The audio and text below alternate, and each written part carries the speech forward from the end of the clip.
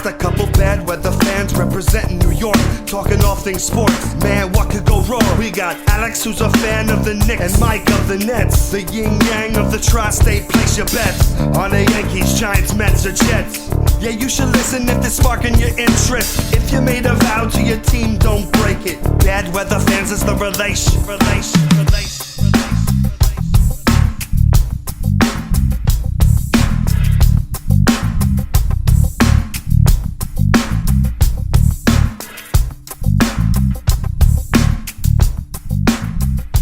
That's right, the Bad Weather Fans, episode number 189. Mike Biseglia, Alex Benesowitz, and we are presented by DraftKings. And you know the NBA season is approaching when Media Day is upon us for both the Nets and the Knicks. The teams met with the media on Monday, and we're going to give you a full breakdown of what we saw from both the Knicks perspective and from the Nets perspective, as the NBA season is now officially around the corner, especially with both football teams with a record of 1-3. Alex, good morning. How are you? Good morning. Good morning. I'm doing better than the Jets, that's for sure. But I'm doing okay. It's a good day. It's a good day, and we got to hear from some people that we don't usually hear from. Still didn't hear from Leon Rose on Media Day or Content Day or whatever they call it over at in the Garden, where they are down in that has been transported to South Carolina, or going to. I don't know if they're down there yet, do their training camp, but everything's all good, man. Quickly still not extended. We have until the 24th of October to extend him, and then he becomes a restricted free agent, and someone's going to throw a bag in him over the next offseason, so they better lock him up if they want him. That's about it, man. How about you? Well, I love how your mood is dictated on Immanuel Quickley. I think that's really healthy. It is, and I respect it. I don't always agree with it, but I do respect it. No, I'm good. The Nets coaching staff, Jacques Vaughn spoke officially with the media last week, but I enjoy Media Day. I always find it personally, and I think I brought this up last year, as we've been doing this podcast now for a couple of seasons, NBA seasons. So I'm sure if you listen back to whichever episode it was last year when we were doing post Media Day reaction, I know I brought this up because it's jarring to me. I don't like, it's just awkward to have grown men in jerseys talk to people but not play. Like, right? Can't they be in like anything they want to? I understand the uniformity of coming as a team to Media Day, but it's just so awkward to me when I see guys in their jerseys and they're just talking about the upcoming season, about their off season. I find it extremely uncomfortable, and it's just awkward to be in your jersey but having a conversation. Like, you wouldn't go on if we had a podcast, right? Or if we have a podcast, if we had an interview and Cam Johnson came on the show, right? And he joined us via Zoom in his living room in his jersey, you'd be like, what the fuck is this guy doing? It's funny because in basketball, to get in your full uniform is not very difficult. It's just your jerseys and shorts. And I know they wear different knickknacks and their, sweatband or whatever they wear. But you wouldn't have that for any other sport, like a football Media Day. They're not going to show up in full pads and a helmet and like cleats, or like baseball. They're not going to show up with their glove in their hands. Hockey. And like the eye black on their face. No, I get that. I mean, Dante DiVincenzo did wear a sweatshirt when he sat at the podium. So at least he did that. Respect. Yeah. Yeah, could you imagine if we're doing this podcast and we're like, all right, let's now welcome on RJ Barrett, and he's in his full jersey and is like by his pool. You're like, what are you doing? I don't know. Does that ever cross your mind? It's the first thing I think of when I see all these things. It is weird, but I understand they're taking pictures like nonstop, and these are the pictures they're gonna see, like their headshots and like when MSG is doing a broadcast and you're like Julius Randle and he's standing there like not smiling with a basketball in his hand, like we're up next, or on like the big screen at the game, starting lineups, yeah, things like that. But I don't know. I do think it's funny that you say that. I never really thought about that, but it's funny because you got all these guys in the press. They're in nice clothes and they're asking these players in like their shorts and jerseys, like serious questions. So I get that. The other thing that happened yesterday in Knicks land that's quick that we can talk about is that there might have been a leak of their Knicks City jerseys, and they're the late 90s. It looks like the late 90s Knicks because somebody took a picture of something and somebody was in the background holding a stack of jerseys that looked exactly like the late 90s jerseys, when the ones with the Ewing, Sprewell, LJ, with the black on the side, the ones that Knicks fans have been clamoring to bring back for so long and all, so that would be very, very, very exciting. So we'll see. And they took down so somebody tweeted to the Knicks account, and then they like hid the tweet, and then they took down the tweet that the hidden tweet was on it. So like they might be like hiding it. And so like, how they do that, the Jets did that when they changed their jerseys. They took the pictures, and then all of a sudden they're like, jersey, thing, and it was like, behind a blue tarp, and like it leaked by accident. Like you can't hide anything these days. So you might as well just let it out, but whatever. It'll be exciting. It's fun, I have to be completely transparent with you. I have no idea what the hell you just said. That story went on so many different tangents from where I think that was perfectly clear. I don't know where it came from, who hid it. That was like the JFK conspiracy like theory. these. Oh, can you see? Yeah, no, you actually can see it through with your back screen. I'm giving you a hard time. I'm busting I your know. balls. You don't care. That's the point. But no, I do care. I think it's nice that the Knicks have something, that they can remember as one of the golden eras of their team for all the, the guys, gals that listen to this podcast. They can reminisce and think back to those jerseys and, think back to those good times. Look, it was like a video, or it was either a video or something, and then somebody's in the background, and it's holding like a jerseys in his hands. If you can barely see it on the video on YouTube if you're watching. And fans don't miss anything these days. And someone took a video and then a screenshot. This is at Chef30 responded to the Knicks tweet, and they hid the reply. So it's like it could be like legitimate, like, oh shit, So it's impossible to keep there's too many cameras around these days. You can't keep secrets. You should just drop them. Like don't wait for like next week and like put out your fancy little Twitter video and and whatever. It is what it is. That'll be exciting. So it'll be better. The black jerseys this year were cool, but I didn't love the black court. So, hopefully they bring back the late 90s court, the one in the background with the orange. That'd be cool. But I don't really love the orange key. I don't want to go on another tangent that Mike doesn't care about. I do care. I do care. It was funny the way you were connecting the dots on the story. I found fascinating. Just being like, how it is, man. And then at John 12 took a photo, and you could see in this at Chef 30. Okay. Yes. Okay. Sorry.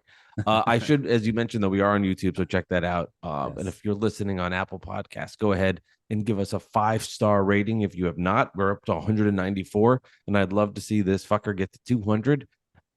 Download the episodes. Yes, thank you. I've done a terrible job of telling people to do this until the last second of the episode. Hour and a half podcast, like in and honestly, outside minute of Cooney's, 87, yeah, outside of Cooney's, who's getting that far in the show, so I made. No, they're listening. I think our guys. No, I don't think so. Listen honestly, all the way through. Do you listen to all the way through? Actually, this is like the worst thing to do. Do you listen to podcasts all the way through? No, every single second. Yes, every single second. God damn it! And rate 5 stars to every podcast I listen to. No, but do it for hours. Yes, there was a very different media day for the Nets than it was in the past. You didn't have Kevin Durant. You did not have Kyrie Irving. You did not have Nick Friedel. Feels like they've been gone for so long, too. And I know, it does, right? It feels like a million years ago, last offseason. I did peek my head at Kevin Durant's son stuff. I mean, I had to.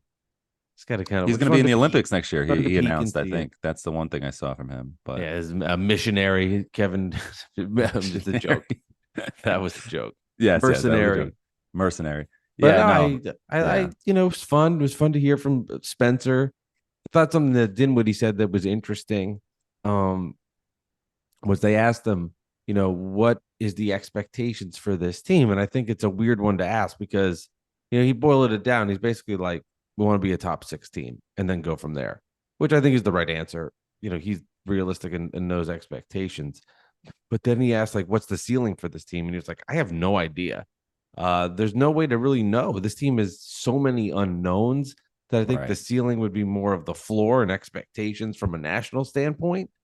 Ceilings wise, he goes in at I like this answer from him. He goes as far as Mikal and Ben can take us. Because he knows a lot of confidence in himself. Why doesn't he say about him? Like, because he knows who the stars of the team are. I mean, Dinwiddie's always he's a great listen. I've promoted another podcast, but smart. If you listen to the Patrick Beverly podcast, he had Spencer Dinwiddie on. It was awesome for any net fan listening that wants other net content. I thought that was interesting, saying Mikal, but also recognizing that Ben is one of the leaders of this team if the Nets want to be good. Yeah, no, they are. And you know what? Those are the guys that Dame Lillard wanted to play with. So, you have that too. So, the Nets are going to be okay. And then the Knicks are going to be okay. They're both going to be like, middle of the pack, 3 to 7 seed, either one. And we'll see what happens. Hopefully they're not in the play-in game for both fan bases. And we have a good season, went around and you repeat the same thing. So it's just neither team took that next step. Like they're kind of just like there, so. Yeah, well, there's two trains of thought for the Knicks. I think you'll see people like I saw Zach Lowe say something like, hey, the Knicks are one of those sneaky teams that have been quiet during the offseason, but continue to grow with continuity internally. They have a nice signing of Dante DiVincenzo, who helps them spread the floor and can shoot. He went to Villanova, so automatically he's going to be a good player for the Knicks as they continue to secure that entire championship roster. But, tongue in cheek, yeah, there's that school of thought with the Knicks, internal growth, Jalen Brunson another year, Immanuel Quickley another year. The continuity of this roster has basically played all of last season together. And I'll give the Knicks credit. Not many teams get that where they go into each year. You're like, basically every team's going to have little differences, right? You're not going to have the same exact roster. But for the most part, take away Obi, add DiVincenzo, the core of this roster is basically entirely the same. And then you have schools of thought like you, where there's teams that are the top tier in the East and the Knicks are just kind of a step below, and all those teams are kind of just muddled together. So who really cares? Right. Well, excuse me.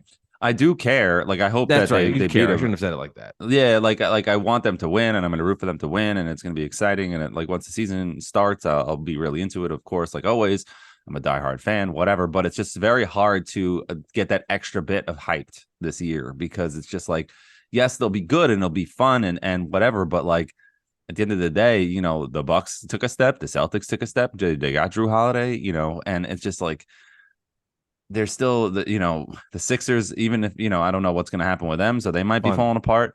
But other than that, like it's the game's not played on paper. Not to be cliche, but it's hard because like they have continuity, sure, and Julius Randle has a new haircut.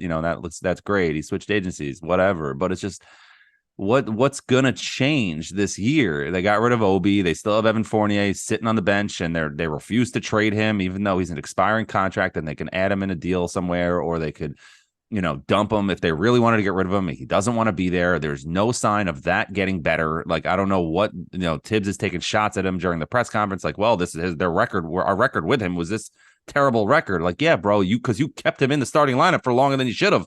But at the same time, it's like. So Tibbs doesn't get to talk that way, because you're the one who kept him in for so long. And on the other hand, it's like, of course, Evan Fournier is annoyed. You're wasting his life and his career. You don't want to play him. You didn't play him all last year, and rightfully so. But at this point, it's like, let the guy go. This is not a video game. This is his life. And I'm sure, yes, he's played very well, and I'm not crying for him as far as that. He's not broke, but like just because you make a lot of money doesn't mean that you should be stuck somewhere that you don't want to. And I get it's a business, but like, come on, man, like let this guy go. There's no positive side of keeping Evan Fournier on the Knicks. You're just going to buy him out in the middle of the year if you can't trade him. So it's just get rid of him now. Yeah. Is there a market for him? I don't know. He's an expiring contract. So you would think, they probably don't want to take on salary and, but like it's the NBA. If you know how it is, if you really wanted to trade somebody, you can. So it's yeah, annoying. I hear you on that, but I would also say tough shit. Like it wasn't the best situation in the world for Evan Fournier. It didn't work out for him here in New York. Yeah, more than enough tries. Yeah, at the same time, it's his fault because if he played better, he'd be on this roster playing. They gave him the opportunity. I mean, the idea was to have him come in. I mean, if you think about that Hawks series, he wasn't on the team. They're like, oh, we need a scorer. We need a shooter. We need somebody else to add to this team to give more offense. That was the idea. For whatever reason, it didn't work. Knicks fans know better than me. The defense, the orange cones, the whole deal. So at the same time, the Knicks management and Evan Fournier and Tom Thibodeau have all put them in this position where you have an untradeable guy that makes a lot of money that's just sitting on your bench. And as much as he's upset about it and he's going to complain to the media overseas or wherever he did that, tough shit. There's nothing you can do about it. Now, I would expect Evan Fournier to not be on this roster when they get deeper into the season, I do think something will happen. But in the meantime, I mean, nothing you can do about it. Like, there's no trade market. He played like shit, and this is the outcome of it. Right, but they won't even play him in a pinch. Like last year when they had that's those a problem. the triple overtime game with the Celtics, or like there's another time where there's a couple injuries and they're playing like a 7-man rotation and like 6-man rotation at some points. It's like, let the guy play 5-10 minutes. Like if he's on the roster and you're paying him all his money, Evan Fournier, like, yeah, he stinks consistently, but there's that game where he can drop 50. You know what I'm saying? He could still get hot. Like he's not a scrub. Like he's like, I don't want to say he's a scrub because he's not like, Ben Simmons is giving you goose eggs. You know what I'm saying? Like he's somebody who can come in and still score on randomly out of nowhere, So like, instead of like running your team into the ground, you might as well play him a couple minutes here and there. You know what I'm saying? That's what I didn't understand. And Derrick Rose last year, the same thing. And Derrick Rose is probably so happy that his contract was expiring. He was able to get out of there, So it's just, I get both sides of it. I just like at this point, I don't see the upside with keeping him here. You know what I mean? It's just going to get worse. It's just going to become a problem. And you're just inviting that problem into your locker room. And you say you have championship aspirations. Prove it to me. You know what I mean? Get this guy out of here. You traded a bunch of players last year to the Pistons and you didn't take anything in return just to dump them. And this is an expiring contract. Somebody would take him a little bit more. He's a little bit more valuable than an injured Nerlens Noel or an injured or Alec Burks. Net. You know what I'm saying? What? Oh yeah, former net. Yeah. Nerlens Noel for a week.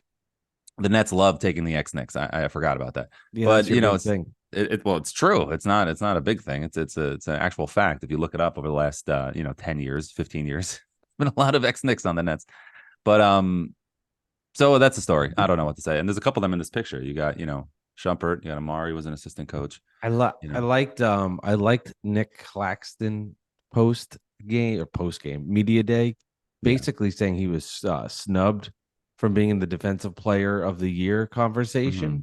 And I liked what he said too, that he was like top 3, people loved him. And then Kyrie and Durant, if you're watching on YouTube, he makes his hand like gone. Mm-hmm. The entire league forgot about him. I like Clax having the attitude going into next season. When he looked like he gained, I think he gained like 11 pounds of muscle. That's good. He needed it. And he looks a little thicker in the arms. I like hearing things like that. And this is where I am as a Nets fan. I like hearing Nick Claxton say things like, I want to be defensive player of the year. I like hearing Mikal Bridges and Cam Johnson. It was just a different vibe altogether. That's where I'll take this. It was a very different vibe for media day. I think the only overarching questions of interest maybe that are like controversial, are Ben Simmons, whatever, but everybody's going to say the right things there. So I find that kind of boring. And then, Cam Thomas still saying he doesn't know exactly what his role is for this team. I don't think that's I think people were like, oh, how do we not know? Well, camp's just started. So I don't think he needs to know exactly everything. I don't think the coaches know exactly everything. I know he needs to play defense and he'll get more consistent minutes. But overall, just different vibe going into Nets camp. It was very boring in a good way. I do have a question for you, Alex.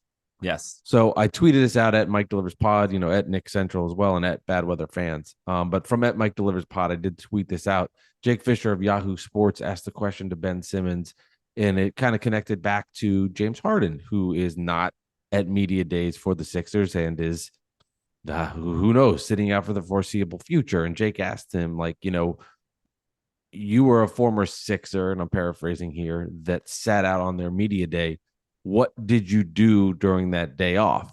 Which was the question, which was, I thought, I think he was trolling or so. I don't know. I don't know. I don't think he really was asking that question caring. I legit think he was just being a dick because it doesn't make.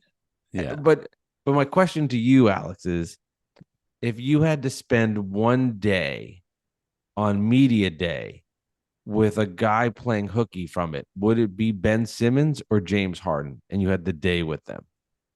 James Harden. It would be Harden.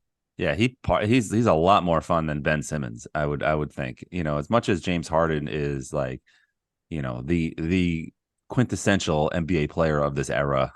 Demands trades everywhere he goes, and doesn't take it seriously. Folds under pressure in the playoffs. He makes a lot of money, and he loves to go out and party. James Harden, for sure. He's a bigger star than Ben Simmons. Ben Simmons is not that known outside of the NBA circles. James Harden is a celebrity. That beard and everything like that. That would be fun. Ben Simmons is like, I'm going to sit in a dark hole and play video games with him. That would be boring. I don't know. It doesn't sound that boring. It might be fun, sure. Playing from a video games aspect, sure. But as far as like James Harden, if you tell me there's one day and like one day that I get to spend with an NBA player and it's media day on a Monday in October, I would love to spend it with James Harden over Ben Simmons. Would you be having small talk with James Harden? What are you guys talking about? Legit, like he comes into your apartment, you open the door, here's James Harden. Like what? You're like, oh, how about all this rain? Where's the conversation going? I would ask him if he actually has a chin under his beard. Do you have a chin? No, I would probably, wonder like, where are we going? You know what I mean? Like, what are we doing? Like, what did you do last weekend? Like literally it'd be the question, like, where were you? Oh, well, I was in China and then I went over to Europe and then I went to this club over in Montreal and like, you know what I mean? Like, it's just, his life is not like ours. Like, you know what I'm saying? Like his life is like not like a normal basketball. He's not like a family man. He's not like, it would just be fun. I'm not saying he's like too wild. It's just that he lives his life to the fullest. You know what I'm saying? Like, and I'll be like, what's your favorite thing to do in Vegas? Would be something like a question like that, not like a basketball, like, hey, so when the guys got you in the pit, in the post, like, like who gives a shit about that? You know what I'm saying? Right. Like, right. Okay. I'm not gonna ask him X and O's questions, James Harden. He's like, yeah, well, you know what I do? I ISO, and then I tell everybody to get the fuck out of the way, and then I go to the hoop. I'd probably pick James as well. I'd probably hang out with James. I'd be would you do a free throw shooting contest with him? Do something like that. That'd be fun. I'd be down for that. I'd be like, all right, Mr. Harden, honest, how pissed off were you that Kyrie Irving did not get vaccinated, and that you and it derailed the season? Would you wear a wire? About that? Would you wear a wire? Yeah, wear a wire. And all other 11 like rip your shirt off, be like, he's wearing a wire. All other 11 net fans that like the team would be listening. I told you that's what he thought of Kyrie. I fucking told you. Yeah, well, it's obvious. James Harden was the smartest one in the Nets, in the net circles. He saw where it was going. He's like, get me the fuck out of here. Yeah, but at the same time, I think he's proven his track record that, come on, man. He has. Like, give me a break. Like, now he's doing it again in Philly. There's also as much as I have piled on it, been like, he was ahead of the curve. Like, all three are equally to blame. They all had their own faults. So Kevin Durant too, because you've been easy on Durant. You've been a little easier on Durant, and he's he's the start of all this stuff. He's more of like the silent type, but in the background he's pulling strings, right? But I think from a public persona or public front, there was more easily seen from Harden and Kyrie Irving. I think from a visibility standpoint, it was there.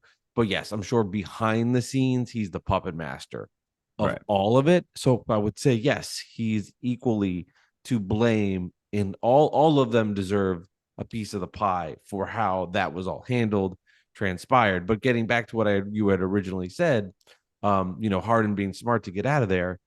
If they had just communicated, gotten through it, they'd be on the other side still with an opportunity of a lifetime because of how talented they all are as a collective group. They were an unstoppable offensive force. So yes, Harden was right because he wanted to bail on that, but I think he has a track record now where, especially when you look at what he has done in Philly, where he's not happy. I mean, he could change the landscape of the league if he leaves Philly, because to me, I'm not as interested in James Harden going to the Clippers, whatever, right? Like, it's just another stop. Now, post-net career, he's in the Western Conference. He's irrelevant. Yeah, the Clippers aren't going to do anything because someone will get hurt. Paul George. It's the Nets in the East. They'll rest. Exactly. The same shit. Happen. Yeah. But what intrigues me is when he leaves, there's a 7-foot monster that's not going to want to stay there and rebuild. And that to me is the intriguing part: is where the hell does Embiid go? Right. Well, it depends what they get back for Harden. He's probably like enough of this shit because he sees what Jimmy is Butler there? in Miami and he's like, we had this motherfucker here. You know what I mean? And I loved him. And you chose Tobias Harris, who I like, but he's a nice player, but he's not Jimmy Butler. And it's just like, how did we make this mistake? And now you bring, and Ben Simmons screwed all that up. You know what I mean? So there's a lot there, and it's not all the Sixers organization's fault, I'm sure, but like at the same time, you're right. What is Embiid thinking? But I don't want to hear Knicks fans saying, "Oh, we're going to get Embiid now. The next disgruntled star is going to come to us," as if the last 5 disgruntled stars wanted to come to the Knicks. So it's just you can't play that game. But Embiid he's just sitting there. He's just like probably getting pissed. But a lot of it's on him too because in the playoffs he has tendency not to come up as big as he usually does during the regular season, or he gets injured. So it's. Yeah. A lot of it's on him, you know what I mean? And, obviously he had the series versus the Raptors with that, lucky bounce in by Kawhi Leonard falling down in the corner. That was just extreme bad luck. He could have won a championship that year. Like there's a lot there, but at the end of the day, it's like, you got to rise above it. Patrick Ewing played, in bandages and shit. You know what I'm saying? Like this guy was hurt more than Embiid, and he played, until he physically, literally was dragged off the court, so you kind of question that with Embiid. So like, I would love the Knicks to get him. He's an MVP, of course. But at the end of the day, is that the guy that's taking you over the top? I would take my chances for sure. But what are you trading for him? And I don't know. The Sixers, I don't know if they're going to break up this year, but I think in the future that's definitely coming. Something's. Oh yeah, and I from a Knick perspective, to think about Embiid. But overall, he's not wherever he lands, wherever it might be. I don't see how he stays as a Sixer and is just around. It goes through a rebuild. It's just in today's modern NBA, stars don't stay through that. And he's not going to just sit there and park his prime years of his career waiting for the Sixers to get better. He's going to do what every modern NBA star does. They leave. Yeah. Everyone. There's no exceptions. It just happens. Damian Lillard was the last holdout. He is gone. He's in Milwaukee. So Embiid is gone. Just changes everything in the NBA. And I also, also keep an eye on Alex. Here's another one that's going to piss you off, and you're going to roll your eyes and be like, ugh. See what happens in Cleveland with Donovan Mitchell, where he ends up, if he's going to stay there. Because I'd bank on him being a Knick or Net. I'm so tired of that. I would. I think it happens. I know you're tired of it. I'm not. I'm in the superstar market. This is what we do as Net fans. We get them. We get superstars. We're talked about it, getting superstars. Yeah, and I'm going to brag about it. I can't argue with you. I'm going to brag that Damian Lillard, you could say to me, Mike, the best thing you have as a Net fan is stars like your team because they just can't handle all the smoke for the Knicks. You're right.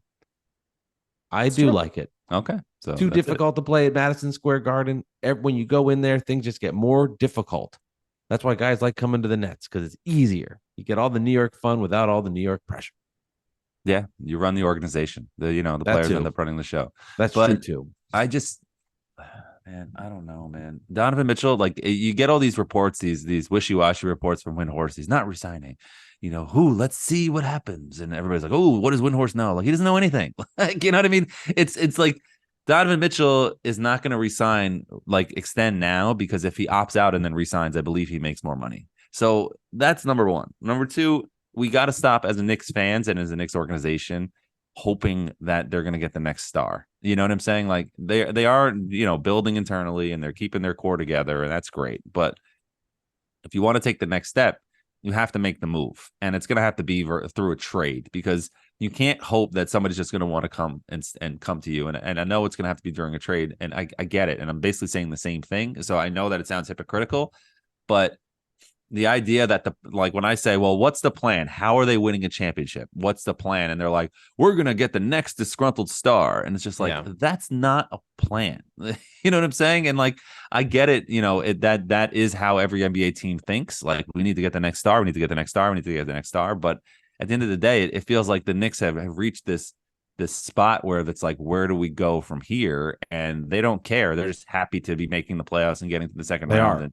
And just selling tickets, and Dolan's going to build another sphere, and it is what it is, man. So yeah, well, your owner said he doesn't even like owning the team. Right. So So sell it, man. So I mean, that's after when I did hear that, I will be honest, like that would bother me as a fan. Mhm. When you hear something like that, I'm sure it was taken out of context. And so if you listen to the Right. full transcript, he said he loves being the owner.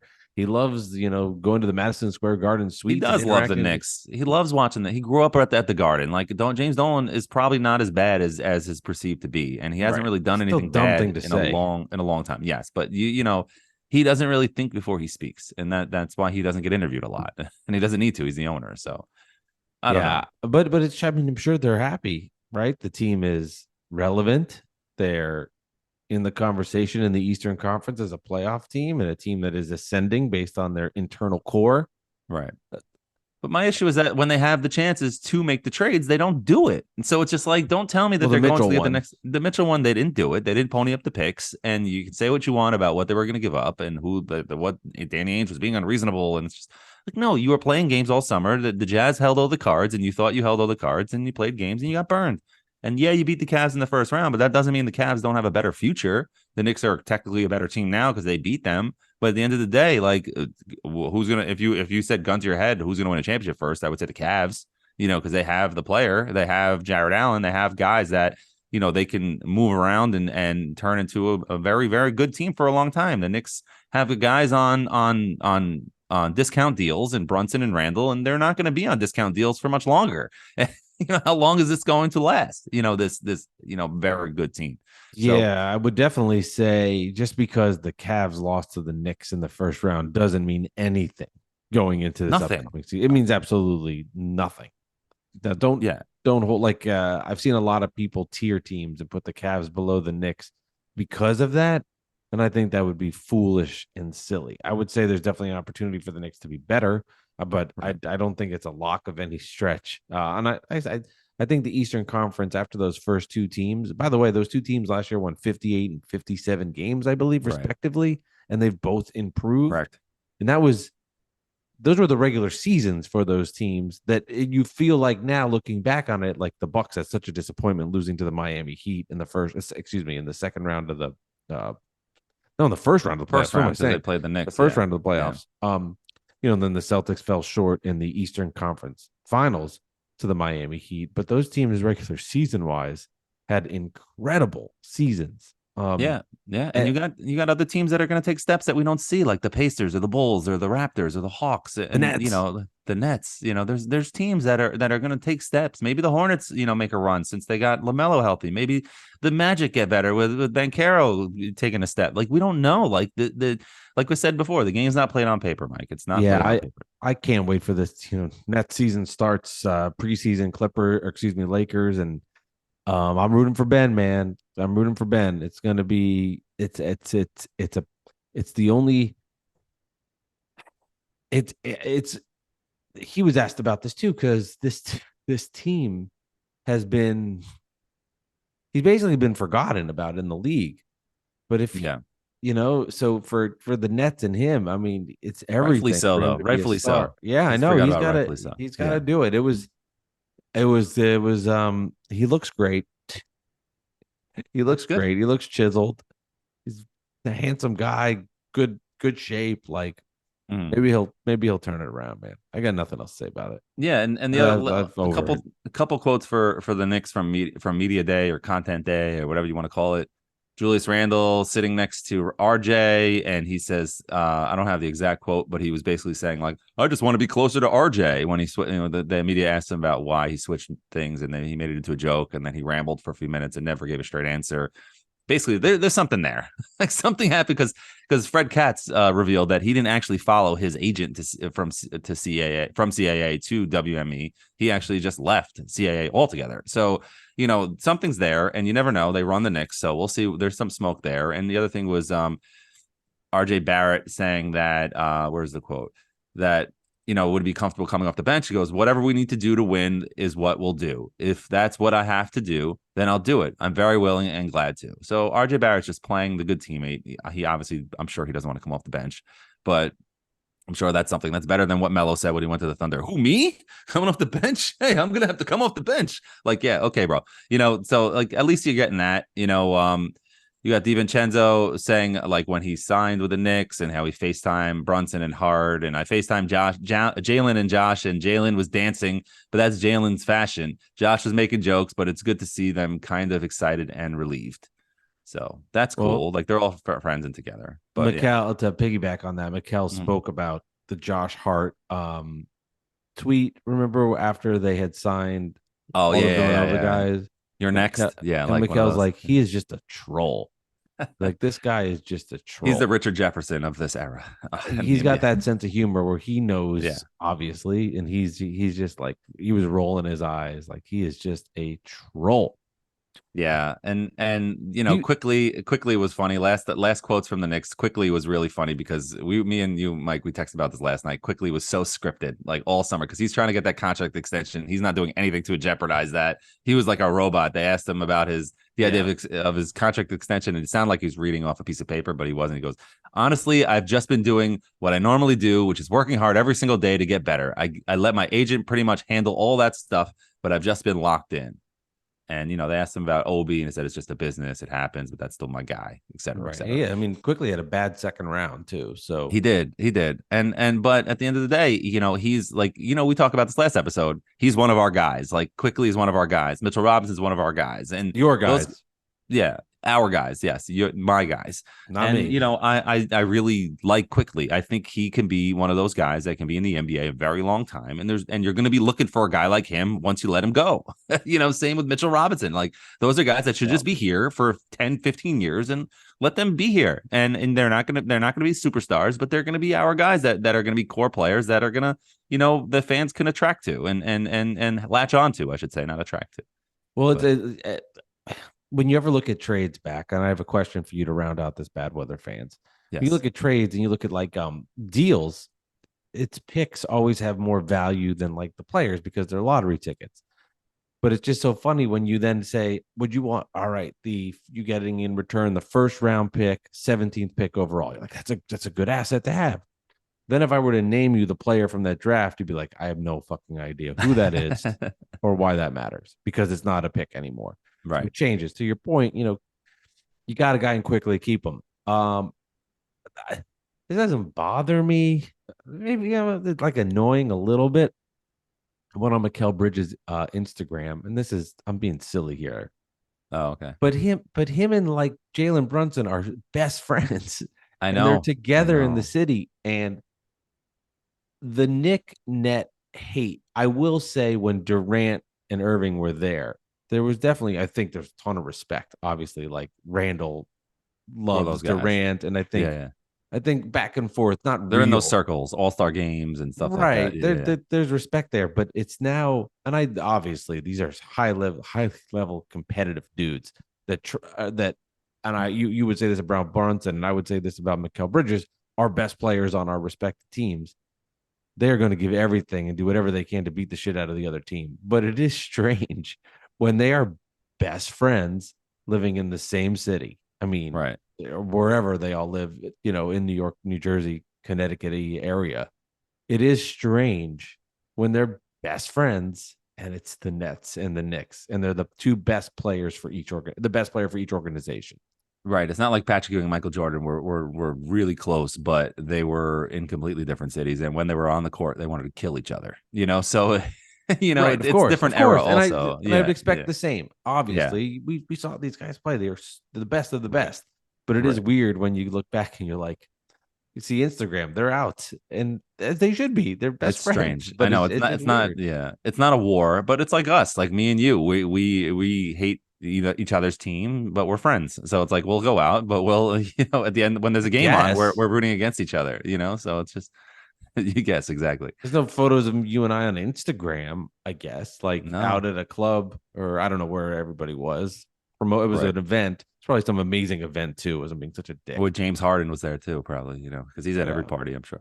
But yeah, no, you're right. You're right. It's just I see Mikal Bridges and Jalen Brunson. I'm like, they're best friends. It's just awkward for me. Right. Guys, why are you so nice? You're such good people. Damn it. No, and listen, they all, I don't know, man. There was something else I wanted to say. I totally forgot. I'm so mad. But You're mad about forgetting it or mad about yeah, my I'm mad about comment? forgetting it because it was something good, and I was like, oh, I gotta say that, and I didn't like write it down like I usually do, and I was just like, oh fuck. Well, the second I hit stop, you'll remember. So do you want me to hit stop so you can remember? No. Let me pretend to hit stop. 3, 2, 1. All right, Alex, that was a really good episode. Yeah, we'll have it out a little bit later. Talk to you later. Thanks, man. What time do you want? You make sure you get the tweet out. Yeah. Do you remember? No, I don't. Fuck, what were we talking about? This has been Bad Weather Fans, episode 189. Don't forget, 5 stars on Apple. Get this bad boy to 200. Leave a comment. And if you're watching on YouTube, hit subscribe and like these videos. You can hear great interviews like Tracy McGrady, Iron Eagle, Meta World Peace, Buddha. And a bunch of other good stuff here on Bad Weather Fans. Alex, a week away from preseason hoops, media day, content day in the books, and we are approaching the start of the 2023-2024 season, the one in which the Nets and Knicks will meet in the Eastern Conference Finals. Alex, great episode as always. Do you remember your point? I don't. I know I'm going to listen to this later, and I'm going to be like, that's what the fuck it was. You know, something like that. You're like, crunchy peanut butter is better than smooth. It is, actually. I agree with that. I don't even want to debate you. All right, Alex. I'll talk to you later. Have a good one. All right. All right. Thank you. You're welcome.